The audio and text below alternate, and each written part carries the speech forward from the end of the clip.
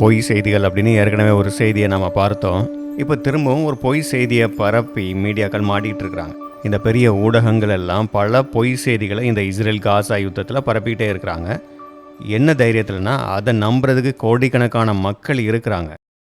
காசா health மினிஸ்டருடைய அறிக்கை, காசாவில் Israel தாக்குதலால் இத்தனை மக்கள் கொல்லப்பட்டார்கள் அப்படின்னு இவங்க செய்தி சொல்லுவாங்க. ஆனால் யார் அந்த காசா ஹெல்த் மினிஸ்டர்? ஹமாஸ் தீவிரவாதிகள் தான். அப்போது தீவிரவாதிகள் சொல்வதை தான் இவங்க செய்தின்னு நம்பி போடுறாங்க. அதையும் கோடிக்கணக்கான மக்கள் உண்மையான செய்தின்னு நம்பிட்டு இருக்கிறாங்க. இந்த மாதிரியான செய்திகளை பார்க்கவே அதிக மக்கள் இருக்கிறாங்க. இப்படிப்பட்ட செய்திகளே அதிக மக்கள் விரும்புகிறாங்க. இதெல்லாம் தெரிஞ்சுக்கிட்டு தான் பொய் செய்தின்னு தெரிஞ்சாலுமே இவங்க பரபரப்பான செய்தின்னு இதை போடுறாங்க. அதுவும் இஸ்ரேலுக்கு எதிரான வெறுப்பு செய்திகளுக்குன்னே ஒரு பெரிய ரசிகர்கள் கூட்டம் இருக்குது. அப்படிதான் இப்போது காசா யுத்தத்தில் இஸ்ரேல் உணவுப் பொருட்களை காசாக்குள்ளே அனுமதிக்கலை. அதனால் உணவுப் பொருள் கிடைக்காத அந்த பஞ்சத்தில் பல குழந்தைகள் பட்டினி இருந்து செத்துக்கிட்டு இருக்கிறாங்க என்கிற செய்தி பரப்பப்பட்டது. அதில் ஒரு சிறு குழந்தையுடைய படம் ரொம்ப மெலிஞ்சு போயிருக்கு. அதோடைய எலும்புகள் தெரியுது, அதோடைய பேக் போன் முதுகெலும்பு அப்படியே தெரியுது. இந்த படத்தை போட்டு இப்படி காசாவில் மிகப்பெரிய உணவு பஞ்சம் இருக்குது, அங்கே குழந்தைகள் எல்லாம் உணவு இல்லாமல் செத்துக்கிட்டு இருக்கிறாங்க, இப்படிப்பட்ட செய்திகளை CNN, BBC, NBC இப்படிப்பட்ட பெரிய பெரிய செய்தி நிறுவனங்களை செய்திகளாக வெளியிட்டார்கள். ஆனால் இந்த செய்தியில் ஏதோ தப்பு இருக்குது அப்படின்னு சொல்லி அதை கவனித்து அதில் இருக்கக்கூடிய உண்மைகளை வெளியே கொண்டு வர்றாங்க. ஹானஸ்ட் ரிப்போர்ட்டிங் அப்படிங்கிற ஒரு நிறுவனம். அப்போ தான் இதில் இருக்கக்கூடிய உண்மைகள் வெளிப்பட்டது. காசாவில் நடக்கிற யுத்தத்தால் இஸ்ரேல் காசாக்குள்ளே உணவுப் பொருட்களை வரவிடாமல் தடுக்குது. அதனால் மிகப்பெரிய உணவு பஞ்சம் இருக்குது அப்படின்னு சொல்லி அங்கே ஹமாஸ் ஆதரவாளர்களெல்லாம் இந்த செய்திகளை பரப்புகிறாங்க. அப்போ அதற்கு ஆதாரமாகத்தான் இந்த மாதிரி படங்களை வெளியிட்டார்கள். அப்போ இந்த படத்தை ஆராய்ந்து பார்த்தால் அந்த அம்மா நல்லா தான் இருக்கிறாங்க. அந்த வீடியோவில் அதுக்கு பின்னால் நின்றுட்டு இருக்கிற இன்னொரு அந்த குழந்தையுடைய சகோதரன் அவனும் நல்லா ஆரோக்கியமாக தான் இருக்கிறான். அந்தம்மா பேசும்போதும் இந்த குறைபாடுக்கான சிகிச்சை கொடுத்துட்டு இருக்கிறாங்கன்னு சொல்கிறாங்க. அப்போ இது ஏதோ சரியாக தெரியலையேன்னு சொல்லி அந்த அம்மாட்டே போய் இதை பற்றி விசாரிக்கிறாங்க.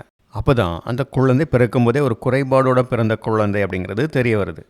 அப்போ என்ன குறைபாடுன்னு விசாரித்து பார்க்கும்போது தான் தெரிஞ்சுது, செரிபல் பால்சி மற்றும் ஹைப்போக்ஸ்மியா என்கிற இந்த குறைபாடுகளோட அந்த பாதிப்போடு அந்த குழந்தை பிறந்திருக்கிறது.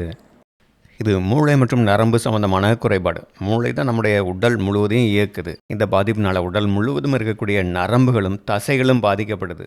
இந்த பாதிப்பால் தான் அந்த குழந்தை அப்படி இருக்குது. அப்போ அந்த குழந்தை பிறக்கிறதுக்கு முன்பு இந்த பாதிப்பு இருந்து அப்படி குறைவுள்ள பாதிக்கப்பட்ட குழந்தையாக பிறக்கும். அப்படிப்பட்ட குழந்தைகள் தான் இந்த மாதிரி இருக்கும். அப்போ அந்த பாதிப்புகளை பற்றி அந்த அம்மா சொல்கிறாங்க. அந்த குழந்தையுடைய படத்தை எடுத்து அதை எதற்கு பயன்படுத்தி இருக்கிறாங்க?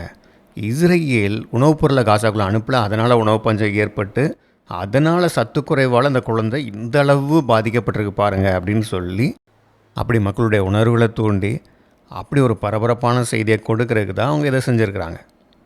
இதை ஹமாஸ் செஞ்சு ஆச்சரியப்படுறதுக்கு இல்லை. ஏன்னா அவங்க இஸ்ரேலுக்கு எதிரான இஸ்ரேலை தாக்குவதற்கு, அதை பாதிப்படைய செய்வதற்கு தான் அந்த வேலையெல்லாம் செய்கிறாங்க. அதனுடைய பேரை கெடுக்கிறதுக்கு இப்படியெல்லாம் அவங்க செய்யலாம்.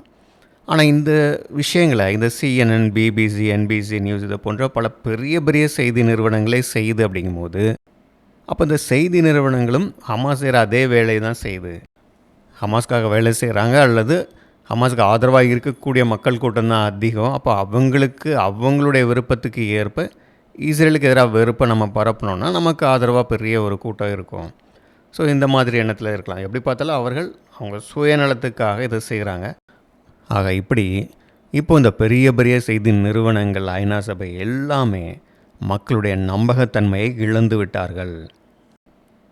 ஆனால் காசாவில் நடக்கிற யுத்தம் மிக மோசமான நிலைக்கு தான் போயிட்டுருக்கு. நாளைக்கு மிகப்பெரிய உணவு பஞ்சம் வந்தால் கூட ஆச்சரியப்படுறதுக்கு. இப்போவே அவங்களுக்கு எல்லா நேரத்துலையும் உணவு கிடைக்குமா அப்படின்னா உறுதியாக சொல்ல முடியாது. அங்கே ஏராளமான உணவுகள் குவிக்கப்பட்டிருக்கு. ஆனால் அங்கே யுத்தம் நடந்துக்கிட்டு இருக்குது. அதில் முக்கியமாக ஹமாஸ் தீவிரவாதிகள் மக்களைப் போலவே சிவிலியன் ட்ரெஸ்ஸில் சண்டை போட்டுட்ருக்குறாங்க. மக்கள் யார், தீவிரவாதிகள் யாருன்னு தெரியாதனால அநேக மக்கள் கொல்லப்பட வாய்ப்பு இருக்குது.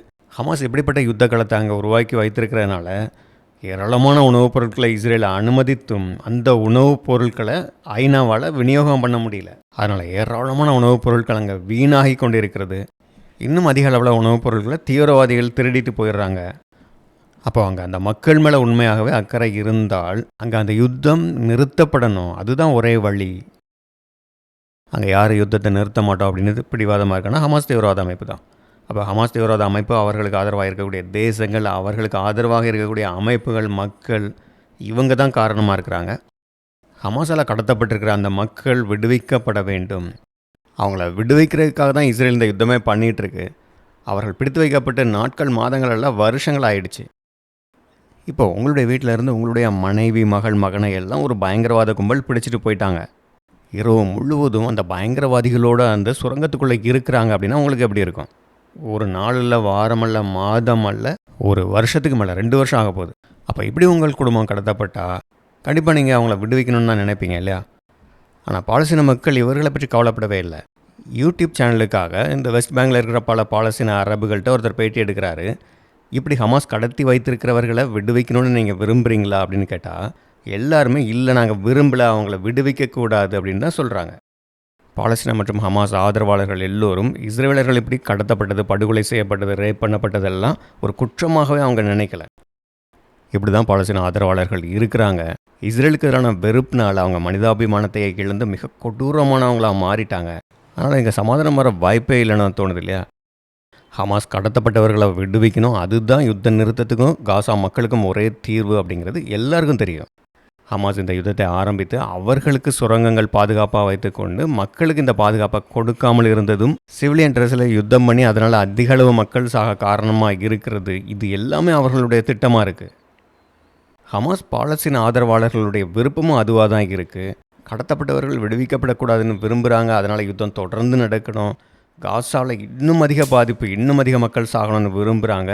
அதனால் இஸ்ரேலுக்கு எதிரான வெறுப்பு உலகம் முழுவதும் பரவணும், எல்லா அரபு தேசங்களும் ஐரோப்பாவும் இஸ்ரேலுக்கு எதிராக வரணும், மிகப்பெரிய யுத்தம் ஏற்பட்டு அதில் இஸ்ரேல் அழிக்கப்பட வேண்டும் என்பது தான் இவர்களுடைய விருப்பமாக இருக்கிறது. இவங்க விரும்புகிறபடி தான் நடக்கும். ஏன்னா மீடியாக்கள் மூலமாக மிக அதிக அளவு போய் செய்திகளையும் வெறுப்பையும் பரப்பியிருக்காங்க. இஸ்ரேலுக்கு எதிரான ஒரு மிகப்பெரிய யுத்தத்தை ஏற்படுத்தி இஸ்லாமிய தேசங்களெல்லாம் இஸ்ரேலுக்கு எதிராக வரும், ஐரோப்பாவும் இஸ்ரேலுக்கு எதிராக வரும். அதனால் இஸ்ரேலுக்கு மிகப்பெரிய அளவு பாதிப்பு வரும். ஆனால் ஒரு பரிதாபமான விஷயம் என்ன அப்படின்னா, எப்படி பக்கத்து வீட்டு கூரைக்கு தீ வைக்கிறவனுடைய வீடும் எரிந்து போகிறதோ அதே போல் இந்த இஸ்ரேல் வெறுப்பாளர்களும் பெருமளவில் பாதிக்கப்படுவாங்க. எப்படி இப்படி ஒரு யுத்தம் வரும் அப்படின்னு உறுதியாக சொல்கிறீங்க? அது எப்படி உங்களுக்கு முன்னாலே தெரியும் அப்படின்னா, அதை பற்றிய விஷயங்களை டிவைன் பிளான் என்கிற சேனலில் ஒரு பாடமாகவே போடலான்னு இருக்கிறேன். ஆர்வமுள்ளவர்கள் அதை பார்த்து தெரிந்து கொள்ளலாம்.